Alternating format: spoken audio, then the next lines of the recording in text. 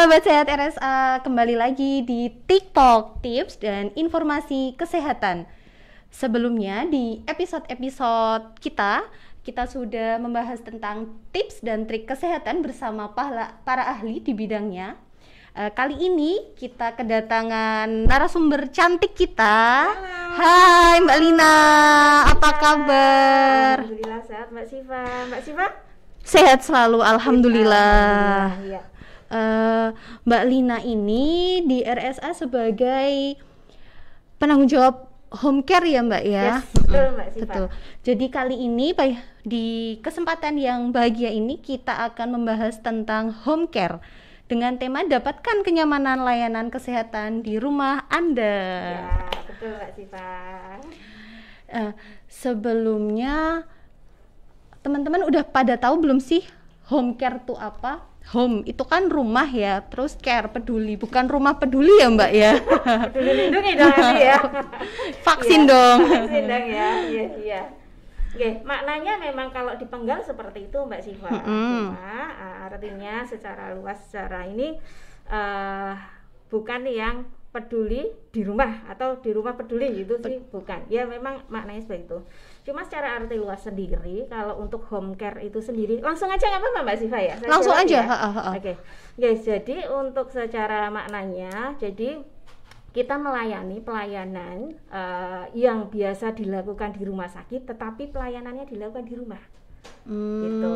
Jadi pelayanannya di rumah, biasanya itu untuk pasien-pasien atau yang sebelumnya pernah mondok dirawat inap, kemudian ada rencana tindakan lanjutan yang mengharuskan untuk pelayanan untuk di pelayanan selanjutnya. Tapi tanpa harus datang ke rumah sakit gitu ya Mbak ya. Jadi kita memfasilitasi itu. Dan yang kesana itu pun kita ada namanya satu tim. Nah, jadi kita ada perawat, kita ada dokter, kita ada psikolog, kita ada ahli gizi, kemudian ada bidan, fisioterapi, terapi wicara. Nah, di RSA itu cukup banyak ya, kita secara komprehensif. Nanti jika pasien itu kok di rumah itu ternyata ada keluhan, awalnya mungkin saya ceritakan kasus mungkin ya Mbak Siva. Jadi awalnya pasien itu, oh Mbak saya mau ini ada program untuk perawatan luka rutin gitu kan. Oh iya, kita kunjungan ke sana, ternyata kok sepertinya setelah kita kaji dan seterusnya ada masalah. Biasanya kan kalau perawatan luka karena ada pengaruh dari punya sakit gula, sakit diabetes mellitus kan. Nah itu ternyata makanannya setelah kita kaji kok makannya masih asal-asalan. Nah kita bisa memfasilitasi ahli gizi untuk pelayanan home care di rumah tanpa pasien harus datang langsung ke rumah sakit. Oke, jadi ahli gizi itu nanti untuk kontrol si pasien itu ya Mbak ya, biar makannya nggak sembarangan. Ya, betul, karena akan sangat mempengaruhi juga ke penyembuhan lukanya nantinya gitu. Nah, itu termasuk salah satunya ada pelayanan konsultasi gizi. Terus misalkan nih Mbak, kemarin kan tetangga saya habis melahirkan. Nah, kebetulan kan mungkin sekarang kan banyak tuh Mbak yang nikah muda atau gimana, terus mungkin belum berpengalaman untuk ngurusi adiknya itu. Jadi misalkan nih minta tolong Mbak, aku dibantu ini karena kan mungkin masih nifas juga itu kan Mbak. Betul. Nah, dibantu untuk merawat perawatan bayi baru lahir gitu, bisa nggak Mbak kalau dari RSA? Kita itu juga ada, kebetulan ya, kita di sini kan tim juga termasuk dengan bidan. Jadi nanti untuk yang tindak-tindak seperti itu nanti kita berikan sama ahlinya yang memang sudah berpengalaman di sini tentunya ya, dan sudah tersertifikasi. Jadi nanti bidan yang akan datang ke rumah, yang pertama yang kita tawarkan itu apa? Nifasnya dulu. Kadang kan jadi untuk perawatan nifas. Kecuali memang si pasien itu sudah paham terkait dengan nifas segala macam. Terkadang kan ada juga yang nggak begitu paham ya. Itu kan ada terkait dengan senam nifas, ada bagaimana cara menyusui. Terkadang kan stres, punya anak pertama misalnya baby blues atau stres itu kan, akhirnya asinya nggak keluar lancar. Iya gitu. Jadi gimana sih caranya biar mengatasi stres, biar asinya itu lancar, biar target pemenuhan untuk asinya itu tercukupi ya gitu. Ya. Jadi itu nanti ada tim kita, ada untuk perawatan payudara, untuk massage apa sih ya, itu namanya, itu massage nanti yang ahlinya sama ada pijat oksitosin dan seterusnya untuk memperlancar dari ASI gitu kan. Kemudian dilanjut ke bayinya. Kadang kan namanya bayi kita itu, apalagi kalau kita sebagai tenaga medis biasa ya megang bayi. Kalau yang baru anak pertama masih kan anak suka pertama ngeri gitu biasanya kan, kayak ginggring gitu loh Mbak, bahasanya ya, apa ginggring itu tadi. Kayak iki anakku apa sopo misal. Ya itu ginggring itu tadi. Nah itu nanti kita ada edukasi sekaligus kita ke sana bukan hanya kita memandikan sudah, tidak. Kita tuh ada edukasinya. Dan kita ada targetkan. Pokoknya dalam waktu sekian si ibu harus bisa memandikan. Kan nggak mungkin juga masa iya setiap hari harus manggil home care, kan tidak mungkin. Nah itu yang terpenting adalah plus yang kita itu adalah edukasinya. Iya, jadi edukasi dan prakteknya di situ. Jadi tidak hanya kita jalan terus, itu enggak. Kita harus punya target. Di situ targetnya. Kalau setiap pelayanan datang terus dibantu merawat loh, tadi anaknya Mbak Eno nanti ya kan Mbak, bukan itu. Jadi anaknya itu gimana? Iya benar-benar. Anaknya gitu, Mbak Lina nanti. Iya. Oke, ya berarti nanti tuh selain mendapat perawatan si ibu ini juga diajari terus mungkin untuk mengurangi baby blues bisa sama psikolog juga gitu nggak Mbak? Bisa. Konsultasi bisa. psikolog. Memang kalau baby bluesnya itu sudah tingkatnya sudah tidak bisa teratasi dengan, maksudnya memang itu peran keluarga, suami terutama itu sangat penting. Itu kita suami mohon maaf suami saya mohon maaf suami yang belum ada hilangnya. Itu ya kalau kita jadi kalaupun nanti ada pijat oksitosin misalkan kan, nah itu suami harus berperan aktif dan harus ada di situ. Karena nanti suamilah yang diajari untuk pijat itu. Kenapa? Pasien itu, si ibu itu akan merasa nyaman, merasa suami itu perhatian, rileks. Nah saat rileks itu ASI itu bisa keluar lancar. Hormon oksitosin apa betul, ya, hormon oksitosin ya Mbak ya. Gitu Mbak Siva. Itu untuk yang kalau ke bayi dan ibu nifas itu kita ada seperti itu. Ahli gizi yang tadi yang misalkan ada. Yang paling banyak sih sebetulnya kita kasusnya adalah perawatan luka. Perawatan luka. Kenapa? Karena gini, pasien-pasien itu akhir-akhir ini kita temui, karena kita kan sekarang masih pandemik ya. Alhamdulillah sekarang sudah menurun, tapi kemarin efek dari pandemik yang panjang kemarin itu. Jadi gini, pasien itu takut ke rumah sakit. Banyak banget sih Mbak. Obat akhirnya putus, kemudian akhirnya gula tidak terkontrol. Datang ke sini kondisi luka sudah jelek. Pos di debridement atau dioperasi gitu kan, tapi kan terbuka, harus kita rawat terus gitu. Di situ kita juga harus punya target Mbak. Tidak asal kita datang. Kita punya target, kita edukasi ke pasien juga. Itu yang terpenting. Mereka butuh apa sih? Edukasi, karena ketidaktahuan, kurang paham gitu kan.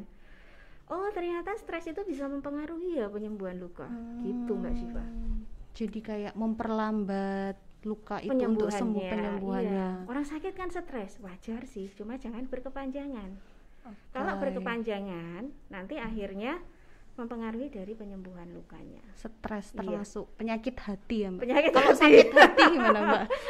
Ada obatnya Mbak? Minta dulu sama suami kalau kita suami agak sensitif saya sama suami Mbak. Sensitif ya. Gitu. Jadi kayak misalkan jatuh, misalkan apa ya, saya punya tetangga saya lagi nih Mbak, tetangga saya banyak ya. Ada yang masih habis lahiran, ada yang jadi sudah pengalamannya ya tetangga dari tetangga aja. Ya. Kalau dari tetangga saya sudah sepuh Mbak, kebetulan beliau itu jatuh di kamar mandi kayak gitu. Kemudian kan kalau udah sepuh kita sendiri kadang takut salah ngangkat atau salah gendong gitu. Itu kira-kira nanti bisa juga nggak Mbak? Atau untuk gimana? home care? Ya prinsipnya gini Mbak, home care pelayanan kita kan bukan hanya rawat luka, bayi dan nifas, psikolog dan gizi. kita nantinya ini next ya Mbak, karena kita memang ini program yang masih kita mulai galakkan lagi untuk home care di RSA ini. Jadi nanti ada pelayanan untuk lansia. Oh, gitu. Nah, pelayanan lansia itu salah satunya kalau tadi jatuh terus patah ya tetap kita harus konsulkan ke dokter tulang, ortopedi kan, seperti itu. Tetap kita akan arahkan sesuai dengan profesinya. Seandainya patah tulang ya ke ortopedi, kalau memang masalahnya ke asupannya yang kurang ya nanti ke gizi, kalau memang masalahnya karena ada stroke ada apa kita ke saraf dan seterusnya. Tetap kita kolaborasi, itu pasti. Kolaborasi dengan dokter spesialis gitu ya, Dok ya. Nah, setelah nanti kolaborasi kok ternyata bisa perawat di rumah dan membutuhkan perhatian khusus. Misalkan, si mbahnya karena di rumah itu sendirian, nggak ada temennya. Kita ada nanti, ini next mungkin sebulan ini ya, lebih kurang nanti tengah bulan mau ada pelatihan untuk pramurukti.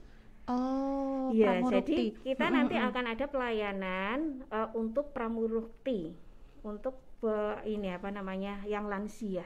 Pramurukti lansia ya? Lansia, jadi untuk menemani di rumah terkait dengan kebutuhan nutrisinya, terkait dengan biasanya untuk pasien yang post stroke ya kebanyakan yang masih terpasang NGT atau selang makan itu toh, atau DC atau selang yang pipis itu nanti kalau keluarga kadang kan bingung karena keluarga sendiri suka takut kan, pasti takut gak bingung, kemudian waktu juga karena harus bekerja gitu kan anak-anaknya, jadi biasanya minta bantuan dengan tenaga ahli pramurukti. Pramurukti kita di sini itu akan kita berikan pelatihan khusus.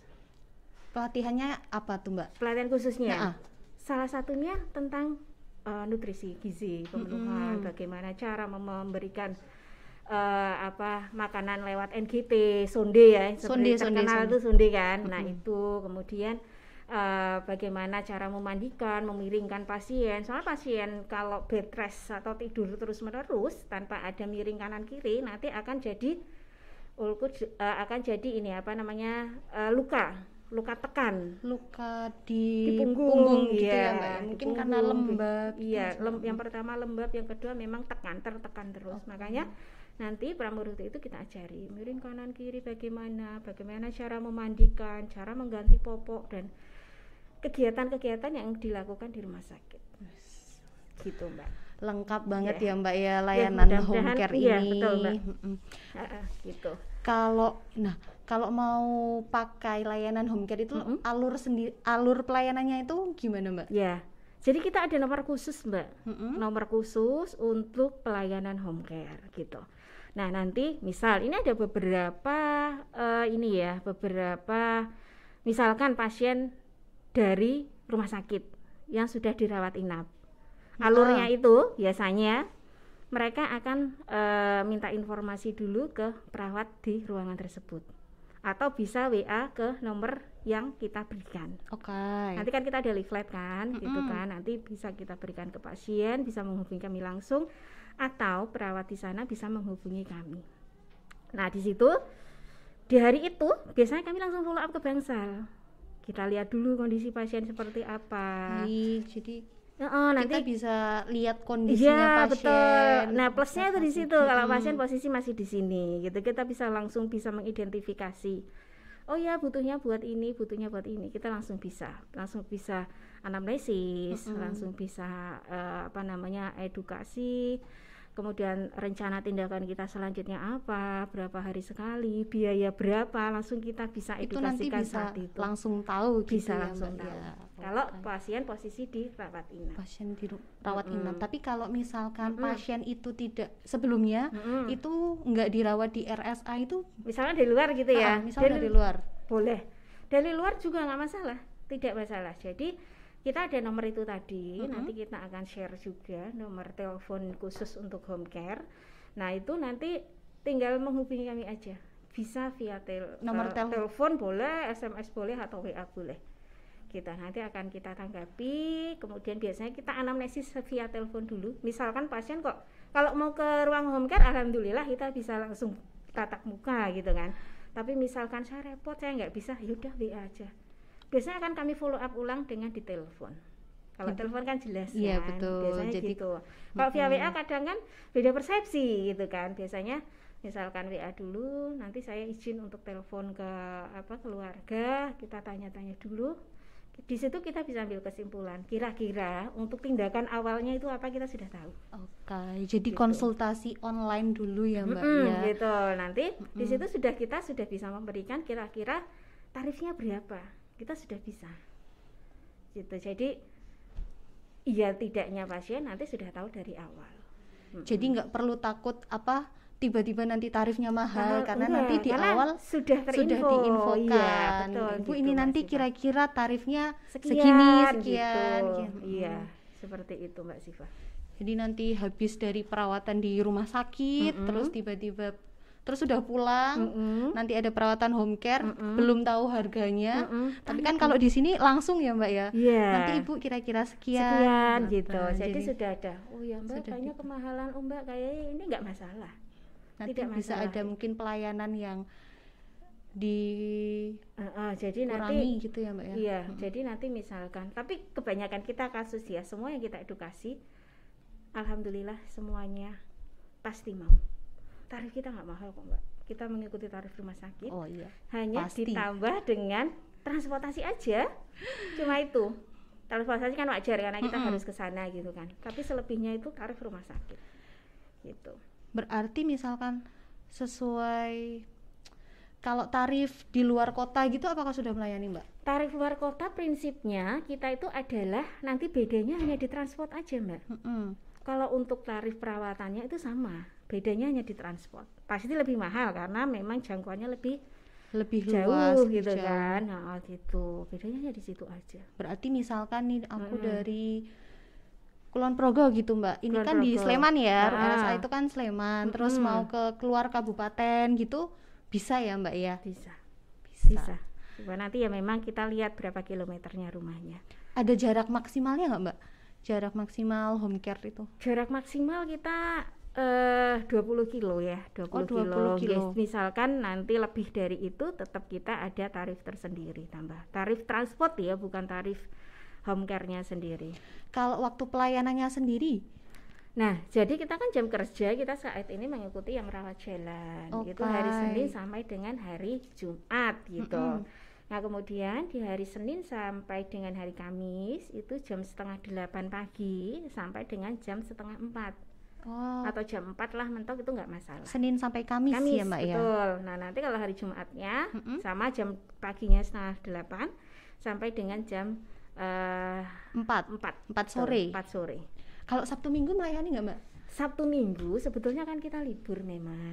Libur dalam artian rawat jalannya. Cuma jika pasien itu memang betul-betul membutuhkan di hari Sabtu Minggu, tetap kita jalan. Tetap bisa. Tetap kita upayakan yang terbaik untuk pasien ya. Intinya kan kita merawat pasien itu kan bukan hanya semata-mata karena Senin sampai Jumat terus kita berangkat, Sabtu Minggu kita nggak tahu terserah itu enggak. Kita tetap ada empatinya, tetap ada rasa sosialnya. Walaupun kami libur, biasanya kami usahakan berangkat. Karena kan sakit sendiri kan tidak direncanakan. Masa betul. Sakitnya jadwalnya Senin sampai Jumat aja. Gitu. Sampai jam 4 aja kan ya enggak ya Mbak ya. Contoh kayak perawatan luka kan gitu Mbak. Perawatan luka itu kita sudah program. Minggu pertama setiap hari dulu karena lukanya masih jelek. Oke. Jadi kita punya target setelah 7 kali perawatan kita mulai. Biasanya kita tawarkan pakai modern dressing Mbak untuk perawatan luka. Modern dressing. Nah gitu. Jadi yaitu kita memang untuk hasil lebih maksimal. Setelah 1 minggu nanti kita program 2 hari sekali, kemudian selanjutnya 3 hari sekali, 4 hari sekali. Karena kalau pakai foam yang modern dressing itu kan bisa 5 hari sekali juga nggak masalah kalau asalkan luka sudah bagus. Jadi pasien memang berat di awal untuk perawatan luka karena tiap hari, tapi selanjutnya tapi hasilnya tuh bagus sekali. Jadi nanti pasien tuh bisa merawat lukanya sendiri 2 hari. Oh iya, kalau merawat luka sendiri gini Mbak, karena kalau merawat luka tidak dengan cara sistem steril, sistem pemilihan dressing yang tepat gitu, itu walaupun jika bukan tenaga kesehatan itu hasilnya kurang begitu maksimal. Karena kalau kita kan pasti akan kita gunting nekrotomi gitu-gitu kan pasti. Kita ada target tersendiri. Jika target itu tidak tercapai, pasti akan kita konsulkan sama dokter spesialis atau DPJP yang mengoperasi. Itu yang membedakan menggunakan modern dressing tadi Mbak dengan konvensional. Ya, okay. Sebetulnya sama. Cuma kalau konvensional itu jatuhnya nanti akan lebih panjang perawatannya. Kalau modern dressing kita bisa memperpendek. Cuma memang ada tambahan untuk pembelian produknya untuk foamnya itu sendiri. Gitu. Ya tetap kita tawarkan, monggo mau pilih yang pakai modern dressing atau yang konvensional itu. Konvensional. Nanti kalau modern dressing biaya seperti ini, konvensionalnya seperti ini. Seperti itu. Itu hak pasien semua, tapi tetap kita infokan dua-duanya. Gitu. Keren banget Mbak Lina, ya ampun. Ya, tujuannya kita memang untuk itu ya Mbak, membantu supaya pasien keluar dari RSA itu tidak selesai. Keluar selesai seperti tidak ada urusan, itu tidak.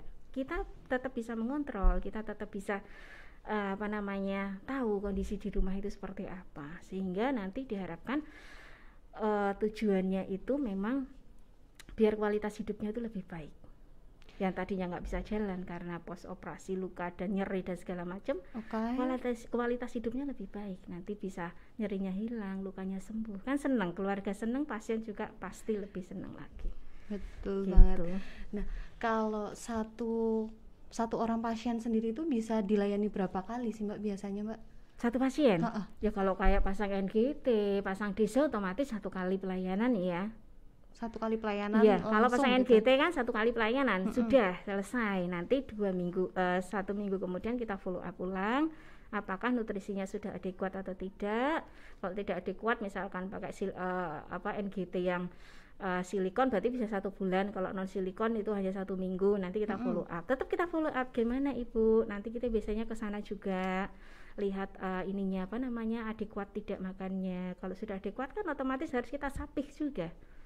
Diajarin via oral dulu maamnya, gitu, tidak langsung dilepas gitu kan, nanti tidak serta-merta bisa langsung makan. Iya, kita ajarin sedikit-sedikit via oral dulu. Nanti kalau sudah bisa adekuat, udah banyak, baru disapih dilepas. Tetap kita Mbak, kita pantau, kita evaluasi terus. Tidak udah pasang udah selesai, tidak. Pasti kita follow up. Bagaimana? Itu nanti follow up-nya via konsultasi via WA tadi ya Mbak ya, atau mungkin kita telepon gitu ya. Pokoknya itu. Pasien itu dalam pengawasan. Betul Mbak Siva. Kita tuh plusnya itu di situ, tidak sudah selesai itu tidak. Tetap kita ada pengawasan. Tetap ada perawatan kontinu gitu. Terus kita tuh ya paling tidak bertanya bagaimana kondisinya. Gitu. Oke, apalagi? Jadi sebetulnya kenapa kok pasien itu pada senang untuk home care, keluarga terutama ya. Kalau pasien biasanya kan pilihan rembukan dari putra-putrinya biasanya gitu kan. Karena apa? Biasanya kan anak-anak mereka kan sibuk. Jadi kalau harus mengantarkan ke puskesmas misalnya atau ke rumah sakit secara terus-menerus kan repot sekali. Iya sih Mbak. Repot kan? Repot. Repot kan, tiap hari harus izin kerja untuk mengantarkan misalkan orang tuanya perawatan luka aja ke rumah sakit kan repot. Mungkin lebih karena kita kan sebagai anak pingin memberikan yang terbaik untuk orang tua. Iya, cuma kan ada tanggung jawab juga di tempat kerja. Betul. Mungkin kalau izin sehari sekali 2 kali nggak masalah. Kalau continue terus menerus kan tetap nggak enak juga kadang sama gitu. Kan ada yang lebih ahli juga. Iya gitu. Betul, lebih ahli juga. Banyak yang nggak tega soalnya kalau lihat luka gitu mau ditunjukin ini, misalnya kita kan pasti jelaskan ini betul, kemarin sudah seperti ini, minggu ini kita buka udah sampai sini, itu suka nggak mau. Karena ngeri lihat luka seperti itu, kadang ngeri ya, nggak masalah. Yang pasti kita jelaskan secara kita ceritakan dari sebelumnya, pasti kita informasikan. Jadi kan tanya gimana Mbak lukanya gitu kan, ya sudah kita ceritakan. Kalau memang nggak berani lihat lukanya malah enak, langsung kita tunjukkan ini gitu, semuanya kita informasikan. Oke. Gitu.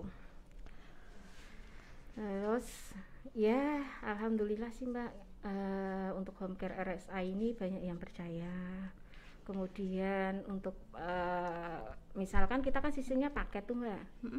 Jadi untuk perawatan luka karena kan rutin kan, yang paling banyak memang kasusnya perawatan luka. Misalkan saya ambil paket 3 dulu, ya sudah tidak masalah 3, nanti ambil paket lagi 3, dan alhamdulillah sampai sekarang juga terus menerus. Kalau paketnya sendiri itu mungkin Mbak, nah ada paket apa aja mungkin yang di home care? Paket di home care, paket home care sebetulnya itu ya yang kita tawarkan pelayanannya, kayak gizi juga punya paket gizi, perawatan luka juga punya paket dari perawatan luka besar, perawatan luka sedang, perawatan luka kecil, perawatan luka bakar lebih dari 50%, perawatan luka bakar kurang dari 50%, gitu itu kita ada gitu untuk paket-paketnya. Nah makanya kalau untuk yang mengambil paket biasanya itu adalah yang perawatan luka. Kalau NGT kan nggak perlu paket karena 1 kali lepas, 1 kali kan, 1 kali tindakan ya, gitu ya. Tindakan yang perlu paket itu biasanya perawatan luka. Jadi biasanya kita evaluasinya di situ. Evaluasinya kalau pasien tersebut masih mengambil paket berikutnya, artinya mereka puas dengan pelayanan kita. Kita nggak Pak? Iya, betul. Evaluasi secara ini aja gitu kan, seperti itu. Kalau memang nggak puas kan otomatis sudah deh Mbak, saya nggak mau lanjut lagi kan gitu. Betul. Sejauh ini pernah melayani yang terjauh di mana Mbak? Saya di 13 kilo dari sini lebih kurang. Lumayan jauh. Lumayan jauh. Iya, gitu. Itu 13 kilo kita pernah. Kalau 20 kilo belum pernah nyampe sih. Terjauh 13. Ya lumayan juga. Itu membutuhkan waktu lebih kurang 3 jam sampai dengan selesai. Karena perawatan luka paling tidak kita kan 1 jam untuk ngerawatnya itu. Kalau pasien ya terlalu gantung kondisi juga sih sebetulnya. Berarti kalau misalkan mau daftar home care itu lebih baik pesan beberapa hari sebelumnya atau bisa langsung nih Mbak di hari yang sama? Kalau bisa maksimal ya H-1. Maksimal H-1 ya. Karena kita harus pemeriksaan. Kita kan punya jadwal pasien-pasien yang lain juga. Nah, kita sesuaikan juga. Jadi ada pasien rawat jalan tapi kita tetap melayani home care. Nanti sewaktu-waktu dibutuhkan. Bisa pesan dulu gitu ya Mbak ya. Bisa. Kalau nomor WA-nya mungkin Mbak bisa di WA-nya bisa di-share nggak sih? WA-nya ini ada sih, kita ada nomor khusus. Oke, nanti dilihat di sini ya. Gitu nanti biar di-share untuk WA-nya. Boleh SMS, boleh telepon, boleh WA, enggak masalah. Bisa semua dilayani gitu. Gitu Mbak Esti ya, mudah-mudahan kita bisa saling membantu ya Mbak Esti. Kita di sini rumah sakit pendidikan juga, nantinya memang kita tuh betul-betul berbasis dengan evidence based, kemudian untuk kita tuh memang secara ilmu kita tuh betul-betul harus dipraktekkan di situ. Mantap, luar biasa sekali Mbak Lina, udah cantik, ramah, pasti kan kayak gitu. Kita konsepnya juga karena kan friendly and caring hospital, betul, ya kan Mbak. betul, jadinya betul, kan tetap kalau pasien nomor 1. Iya, memang kita pelayanan di rumah kita usahakan yang terbaik. Yang tidak hanya di rumah sakit pun harusnya seperti itu ya. Maksudnya kita berikan pelayanan terbaik. Cuma kalau di rumah kita kan lebih intens karena yang kita hadapi hanya 1 pasien. Betul. Jadi kita memang betul-betul fokusnya hanya 1 itu. Iya. Segala pertanyaan, segala apa kita jawab sesuai dengan kemampuan kita, tupoksi kita gitu. Jika nanti kok tentang gizi ya kita arahkan ke gizi, tentang ini ya kita arahkan gitu. Gitu Mbak Sila.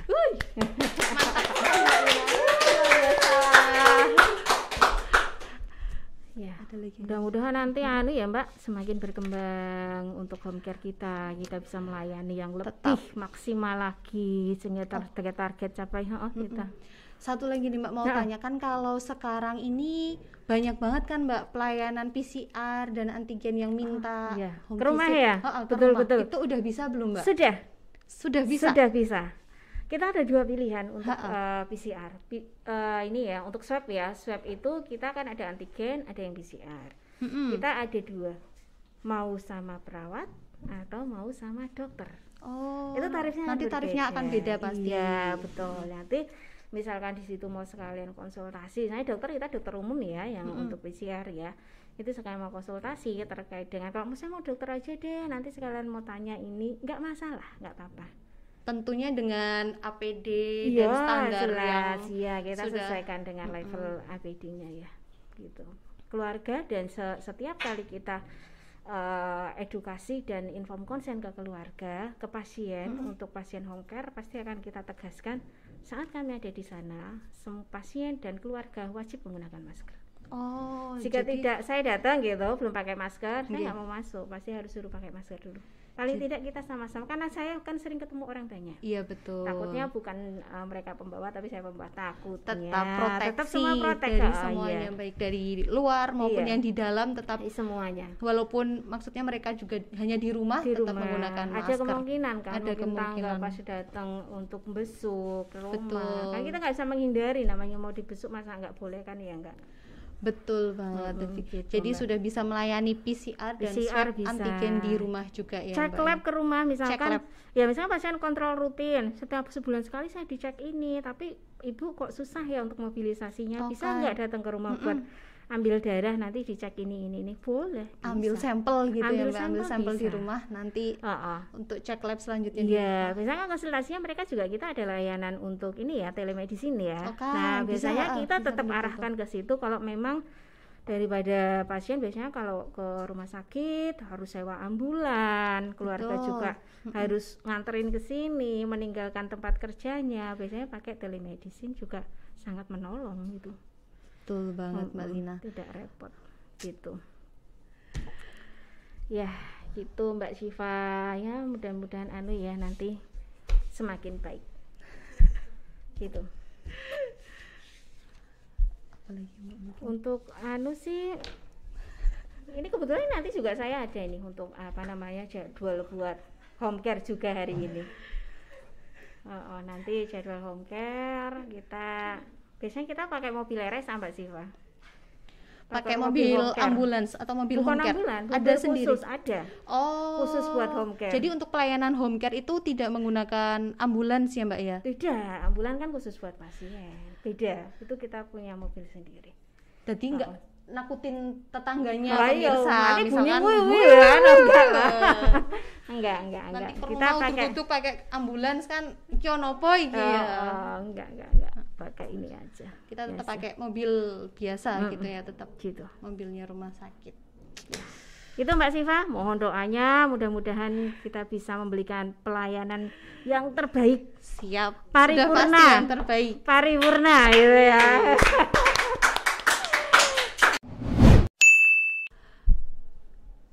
Baik, pemirsa, keren banget penjelasan dari Mbak Lina yang cantik ini. Terima kasih banyak Mbak Lina untuk sharing ilmunya, untuk pelayanan home care-nya. Semoga pelayanan home care di RSA semakin maju, semakin lengkap, dan nanti bisa mobilisasi untuk seluruh pasien di RSA. Terima kasih Mbak Syifa, mohon dukungannya dari teman-teman semua hospitalia dari RSA UGM. Mudah-mudahan kita bisa maju bersama. Sampai ketemu di TikTok tips dan informasi kesehatan episode selanjutnya. Terima kasih. Dadah.